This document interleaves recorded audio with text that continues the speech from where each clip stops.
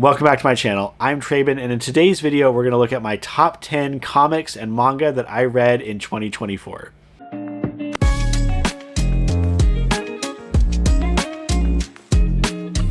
This video comes with one short caveat before we get to the list, and that is I'm not counting anything that I only read in singles. It has to be something that has come out in trade and I've read the trade for it. So we're not going to see any Godzilla Skate or Die, and we're not going to see any Ultimate X-Men, although I think either one of those titles could have made the list. I don't think the trade for Godzilla Skate or Die is out yet.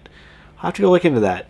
The other caveat is if I'm talking about a manga series, it has to be a manga series I started in 2024. So we're not talking about One Piece. We're not talking about Berserk, because I started those last year, or I started those 10 years ago. The whole purpose of this video is to get a little bit more depth into the titles I'm talking about here at the end of the year, and it's not going to do me any favors to just talk about One Piece for the millionth time. With those caveats out of the way, let's talk about the top 10 comics and manga for 2024. Number 10 is the first of many titles that come out of my anime tournament from earlier this year, and that is Blood on the Tracks. I got 4 volumes into Blood on the Tracks before I started picking up other things. This is a really powerful story of don't want to get into spoilers, but it is about a mother and son and their relationship with each other, and the lengths the mother will go to stay with her son. It's very much a thriller and maybe almost a horror comic, but it's very much grounded in reality. And what I love about this so much is I think the art is really phenomenal. The mangaka is able to do so much with facial expressions. You can read a lot into the body language of what is going on in the story. One criticism with this and why it's not higher is I think for any given volume, it moves at a snail's pace. Like, very little happens within each volume. The panels fly by because there's surprisingly little dialogue. Again, it's based a lot on the visuals, but as a result, it doesn't feel like much happens in any given volume. That's why it ends up in the number 10 spot. Number 9 is going to go to Knights, which I did a review for, I think, last month or the month before. It might have been back in October. But this is a horror comic that is kind of like Buffy the Vampire Slayer meets Fully Cooley. That's how I described it in my video. I think that this one benefits a lot from ambiguity and from having a very different world than what we're used to. It's still mostly our world, but it's very upfront with some major differences, and it doesn't hold your hand in telling the story. So there's a lot you have to glean yourself, and I really like that. It gives a sense of mystery to it and makes the end for volume 1 very shocking and makes it to where I really want to see what happens next. Generally, this is about a young boy who goes and lives with his uncle, who's really just a family friend, and there are various things going on with this found family he finds himself in. One person is a ghost, one person is a vampire, another has some sort of possession thing going on, and each of these stories is given some time to breathe within this initial title, but I think that the really strong point of it is not giving everything away, and every time a question's answered that you have, it just leads to more questions, and I really feel like that's a fun narrative to have, and I'm looking forward to getting more of this series. Number 8 is going to go to Chainsaw Man, which I thought was going to end up being higher. It was my my initial forerunner for what I thought would win the manga tournament, but as the story has progressed, I feel like it's lost a bit of the focus it had at the beginning, and I feel like with the most recent volumes I read, I'm up to volume 8 at the moment, I feel like the action scenes have also suffered from a bit of clutter and confusion. We introduced a bunch of characters very quickly in one volume, and then had like a big war, big conflict thing happen, which was very difficult to follow. And I much rather preferred when we had a much tighter focus on a core cast. But still, of all the shonen style series that I started up this year, this was the best one, and I'm still excited to read the next volume. I still want to follow the story. I still think it's very good. Number 8 is still really high on my list. But I feel like it lost something as we were moving through it. It moves forward, we recapture some of that magic as we start answering some of these questions that I know are building up in the background. All right, number 7 is going to go to Alice in Borderland. This is a title I picked up after doing my video on the gambling manga subgenre, or the gambling addiction subgenre manga that I love so much. This is Isekai, where a group of 3 friends are transported to a world very much like ours, but is governed by these games. If you don't play the games, then you die. If you fail the games, then you die. And I really enjoy the game element of it, and trying to figure out like, how do you pass the different challenges? How do you get through the different how would I approach the different things that they encounter? And now we're at a point where there's a bit more of a meta narrative going on with people gaming the game. So we'll see how that develops. Each of these volumes, I believe, is like 2 volumes in Japan. So I've read through volume 1 and 2, and volume 2 ended with a big cliffhanger. I'm really excited to pick up the next volume. I just haven't gotten to it yet, but this is definitely one that's riding high on my love for this genre, right alongside Kakegurui. This is probably the best of that genre that has reached the States. Number 6, I'm going to give to Goodbye Eri. Now, I did read Goodbye Eri and Look Back, and I know there are some fans of one and some fans of the other. I really liked Goodbye Eri because it focused on cinematography and blending fantasy and reality in a very fun way. You have this main character who is filming this story that's kind of a take on his life, and so it's initially hard to parse like what's really happening versus what is being staged for his documentary, and how he's changing some of the facts and changing some of the information. It has an ambiguous ending, but one that I feel like is ambiguous in a way that's fun. Creates that conversation when you go talk about it with another friend, where you can talk about like, oh, I read it this way, or I read it this way, and not one that is frustrating, because either read, I think, of how it concludes, I think either read is valid, and I think both are equally as interesting. This is from the same writer as Chainsaw Man, and I think it's really interesting to see him work on something that is more tightly focused.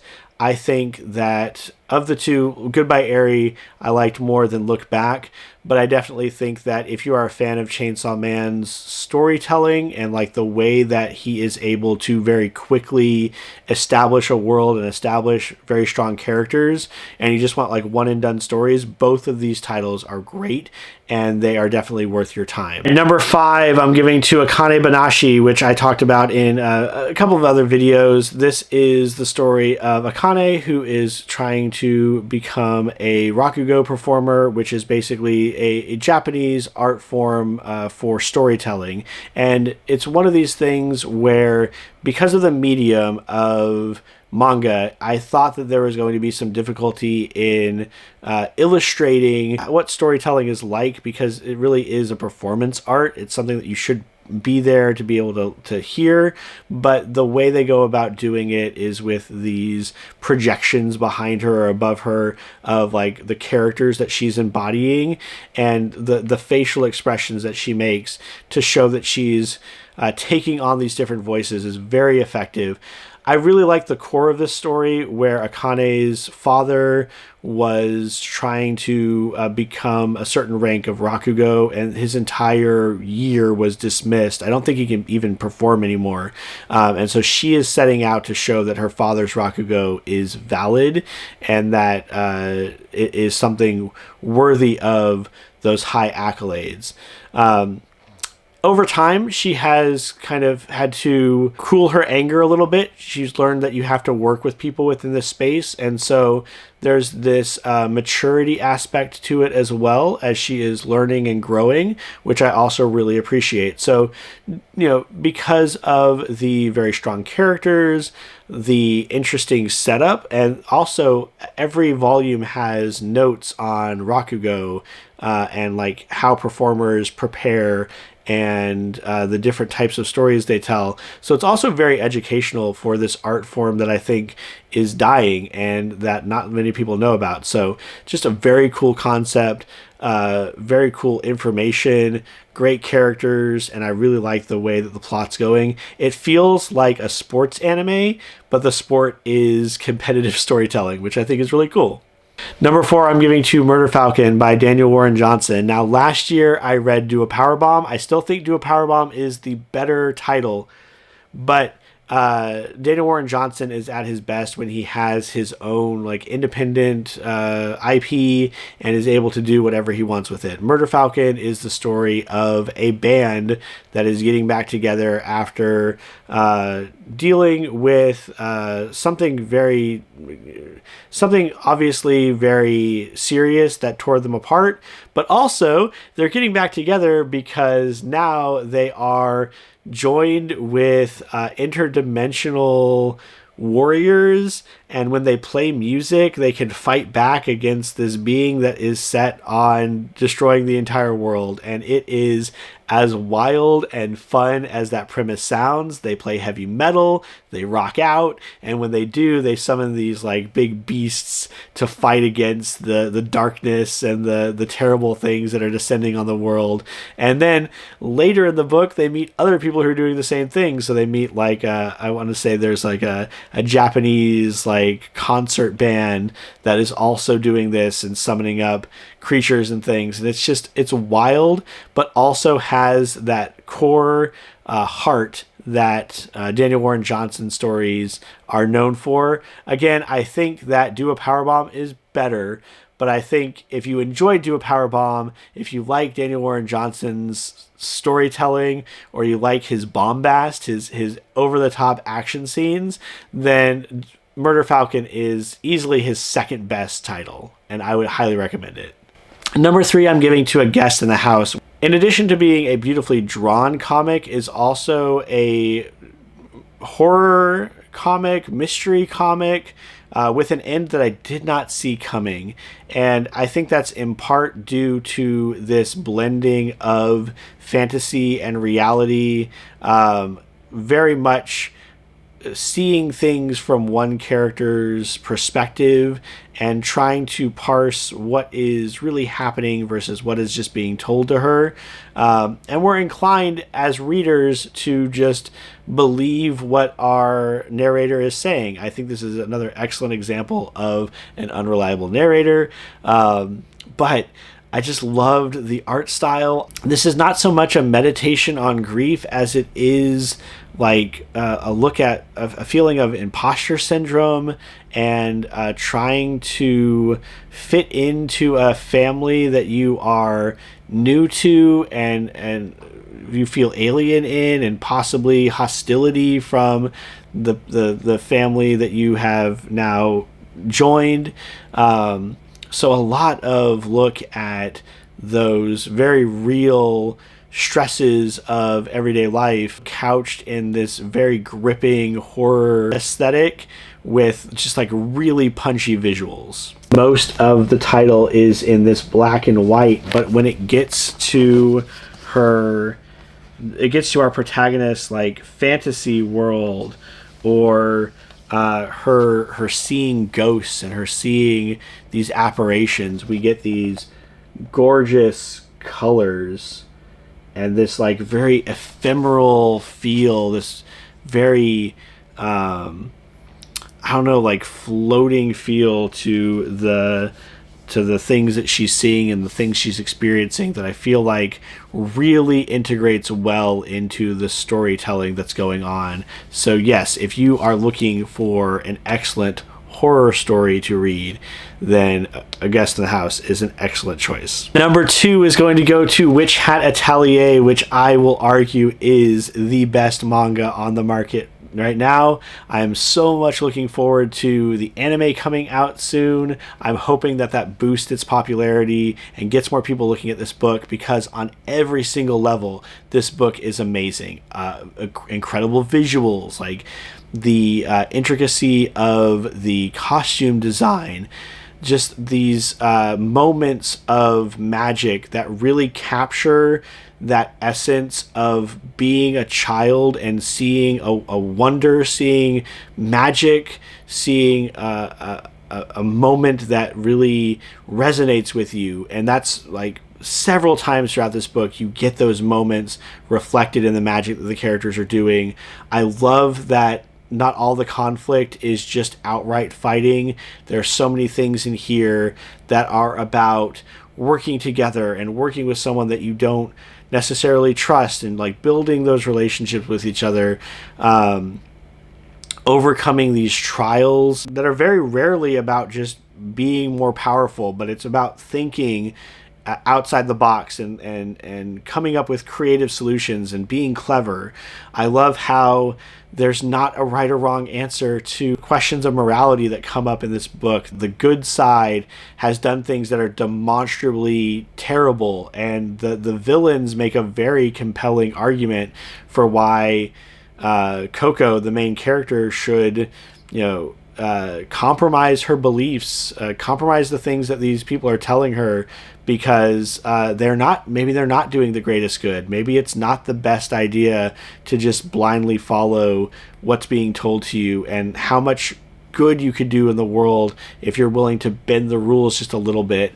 And so it's just, there's so many good things. The inclusivity in here, the fact that there are paraplegic characters, gay characters, there are characters that essentially have color blindness, and we deal with all these things in a very respectful way, and a way that doesn't feel intrusive or heavy-handed. It's just so amazing. It's the most progressive manga I've ever had my hands on. I think it's the most beautiful manga I've ever had my hands on, and it is a shame that it does not have a bigger popularity than it does right now. Finally, my number 1 pick for comic of the year is going to be Soma.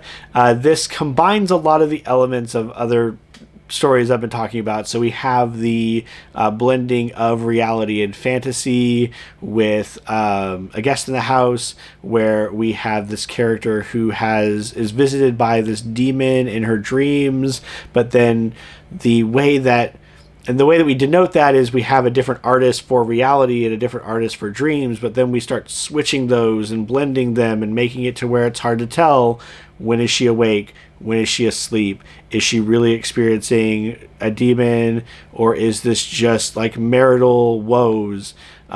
This deals with the like Salem-esque witch trials, so like think that kind of period in history, witches and satanic possession, but it's all couched in this reflection on the stresses of life at the time, of the dismissal of women, betrayal. There's so many strong things in here that, I don't want to get into a lot of the spoilers. I have to give the caveat that this is not for kids. This is definitely an adult title.